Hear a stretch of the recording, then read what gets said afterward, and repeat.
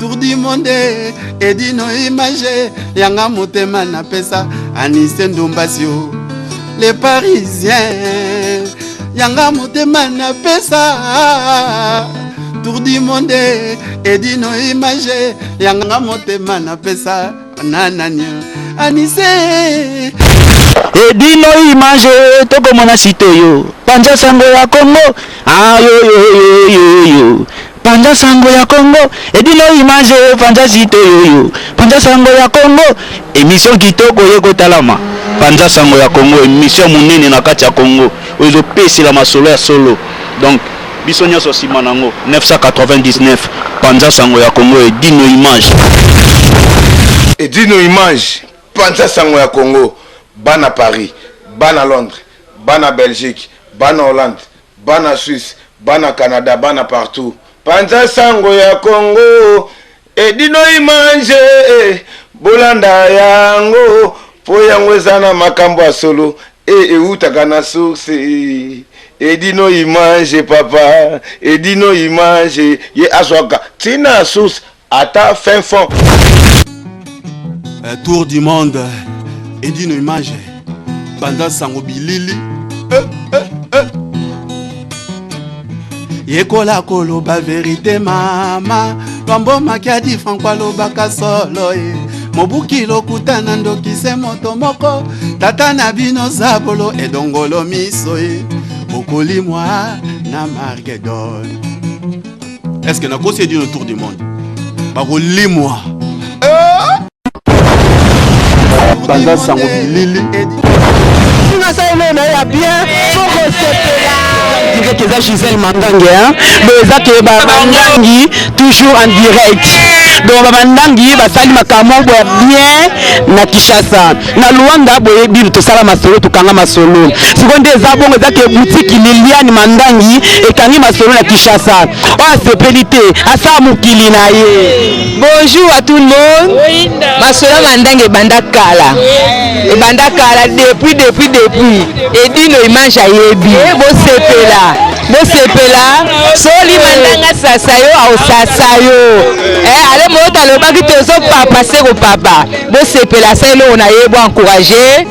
oaza besoin lo kwa bengi ça la beti tout na kile ça la bien moninga zui sepela voilà veni pozo entre Matonge na Kasavubu so bika na boyoma wana to ba mingi te potala na boyoma kana Kasavubu na ponga biwana na face un passe imprimerie pour moi na ML boutique la boutique est moko ML boutique mandangi ba koti masolongo le so lingite sa mukina yo moko oboyo sa boye boza de cité to invité bino indi donc boye bo sepela boza de cité jalousie zalate ML yemo déjà tonda bana masolo kala to landa ka bayaya nde bana masolo nzama pambola biso vraiment bota loboko en tout cas merci à trop gros bisous à tout le monde et masolo kala kama nzambe na bana na ye donc nzambe la zo sala faux à reconnaissant to pamboli nzambe na nyoso kitoko babi boutique ya moko basala sala boutique na bango et simba te simba mais mandangi bakoti masolo on devait dire bobo ngama ML boutique ya moko Oh le ko on sengola bien oh mais bon lo batte to lo bela c'est Simon ton Nzambi ML no chebe na yo kango banda kala comment on nini boutique c'est Simon ton Nzambi boutique boko